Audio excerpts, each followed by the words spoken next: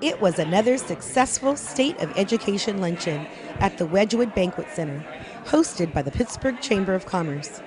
Pittsburgh Unified School District board members, city dignitaries, and other government officials came together to hear what is currently going on in our state education. The extremely informative speakers included Contra Costa County Superintendent of Schools, Dr. Joseph Ovick, Interim President of Los Medanos College, Richard Livingston, and Pittsburgh Unified School District Superintendent Linda Rondo. Contra Costa County Superintendent Joseph Ovick spoke about the school-wide budget status and what the future holds for our children. LMC Interim President Livingston spoke about how the state's budget will affect Los Medanos College, as well as other California community colleges.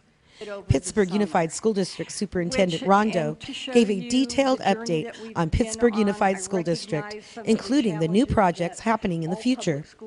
Attendees enjoyed a delicious lunch provided by Wedgwood Banquet Center. Pittsburgh, State of Education, a positive road with a community that cares.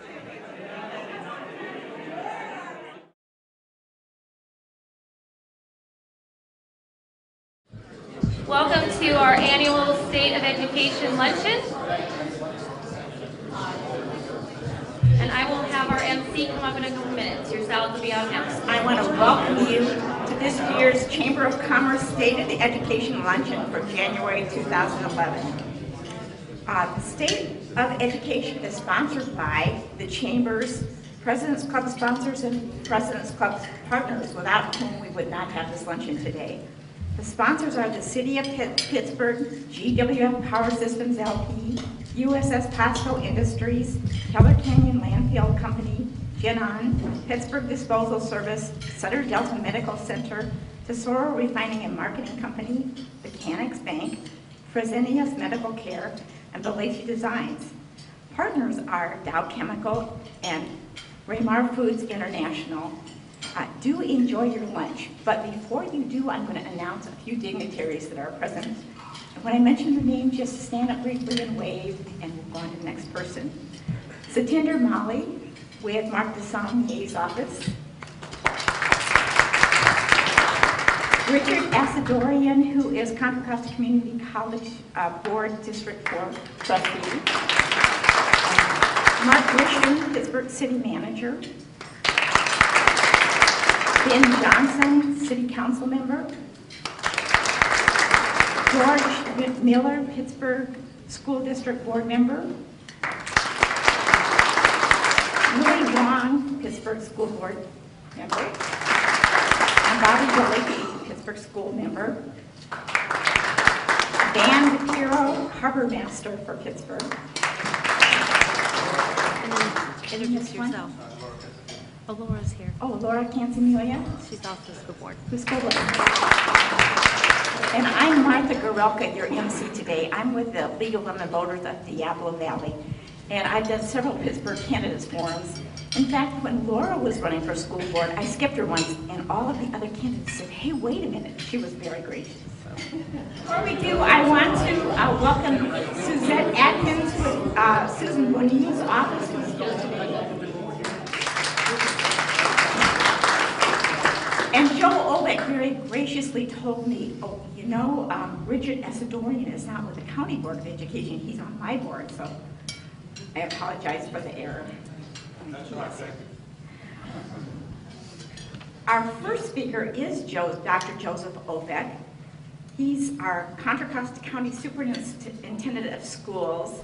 He serves as CEO of the Contra Costa County Office of Education, an agency that provides a wide array of educational programs for students and staff in the county's 18 school districts. Dr. Ovick's career as an educator spans more than 30 years. He began as a special education teacher in Santa Clara County, and now as county superintendent continues to maintain direct contact with students through regular classroom visits and community involvement. Welcome, Dr. Ovick. Hello, everyone. Richard Asadorian, member of the County Board of Education. Good to see you here. Thank you. I feel honored to be introduced 3 times. It's like going to court, you know? Well, it's always nice to be in Pittsburgh.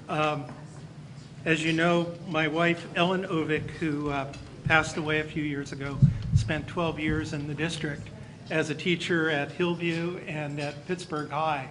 So we have a special place in our heart for this community, and even though she's gone, I feel very much, the Ovick family feels very much a part of this community. It reminds me of a community that I grew up in. Actually, when I was a little kid, they called it Goose Town. It was a portion of San Jose where all Italians lived. And I, as a little kid, I thought everyone was Italian. It's always nice to be here. It's one of the communities that always extends a hand and says you're welcome, regardless of who you are, your place at that time in your life. And you have a lot to be proud of here in Pittsburgh. And I mean that sincerely. Let me talk a little bit, because I was asked to, just about the budget, where we are with the state budget. And then I want to brag about our kids here in Contra Costa County. Governor Brown is proposing $12.5 billion in cuts, which come from other areas of the budget other than K-12, K-14 education. He's proposing $1.7 billion in limiting Medi-Cal services, $1.5 billion in establishing time limits for reducing CalWORKs opportunities, the CalWORKs program for kids, $1 billion in reductions to the University of California and the CSU, all the campuses throughout the state, $750 million from the Department of Developmental Services, $750 million in child care, $486 million by reducing hours of in-home supportive care, $308 million in reduced take-home pay for state employees without contracts, and $300 million net from community colleges.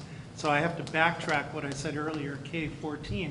It's actually K-12 that at this point in time, he is not going to reduce any further than the $17 billion reduction we've encountered in the last 2.5 years in K-12 education. In addition to that, if you look at the budget very carefully for K-12 education, every child generates what we call revenue limit, based on average daily attendance. And there will be a continued reduction of about 20% per ADA, basically per child, in K-12 education. So we are still going to get hit with about $1.2 billion. And then there's talk now of an additional deferral in payments. Right now, we're looking at about 10 deferrals that haven't been paid up yet. And it's another $10 billion shortfall that we're still waiting to receive. So to put that in proper perspective, K-12 education in Contra Costa County costs about $1 billion. So if you look at the $17 billion that we've lost thus far in the last 2.5 years, plus the $10 billion, potential $10 billion with the deferrals, it's $27 billion times about 162,000 kids that we have in Contra Costa. So if you take 160,000 children, multiply that times 27, that gives you an idea of how many children, in terms of dollars, we would have had in the state of California to serve our young people, K-12 education, that we no longer have. They suspended Proposition 98, and if you recall, the folks in California voted overwhelmingly to protect funding for our kids, not for our schools, but for our kids. Yes, the money goes to the schools, but it goes to the schools for our children. And that has been suspended so that they don't have to commit to those dollars that you guaranteed as voters. But it'll go on the books as money that they owe us. And we're not sure, I'm 63 years old. Quite honestly, I'm not sure we'll see that money before I leave this earth, although I'm planning on staying around for at least 25 years. There's a lot to do for our kids, not necessarily as county superintendent, but I'll continue to advocate for children after my new term that I just began ends in 4 years. So basically that's what the state budget looks like right now, and the way that it's going to affect us, what the governor's assuming is that the voters in 2011-12 proposed level of funding assumes that the voters will agree to extend the temporary tax measures. So we'll see what happens. Right now, our children in California and in Contra Costa County are on a collision course with the future. We know that the future economy is, even today's economy, is knowledge-based. And right now, the services, the opportunities we're able to provide our young people, very different than the services I received when I was a kid here in California, growing up near Campbell and a product of the Campbell Union High School District. We had counselors, we had librarians, we had after-school programs, we had social clubs, we had summer programs at the high school that parents knew we were safe because we were at school. School was a safe place to be. It was a community center that basically was open 7 days a week throughout the year. The hours may be abbreviated during the summer, but the schools were open, the libraries were open. We don't have that today for our young people. And we know that our knowledge base in the world doubles every 72 hours. So currently, California, we rank the lowest in the number. We have the largest class sizes in the state, in the United States. We have the shortest school year of all 50 states. We rank 50th in the number of librarians we have, counselors we have, school principals to children, and district administrators to children. And we're 51st, we're 51st in the nation when it comes to libraries and counselors. And you're saying, well, wait, there are 50 states. How can that be? District of Columbia has more resources for their children than we have here in California.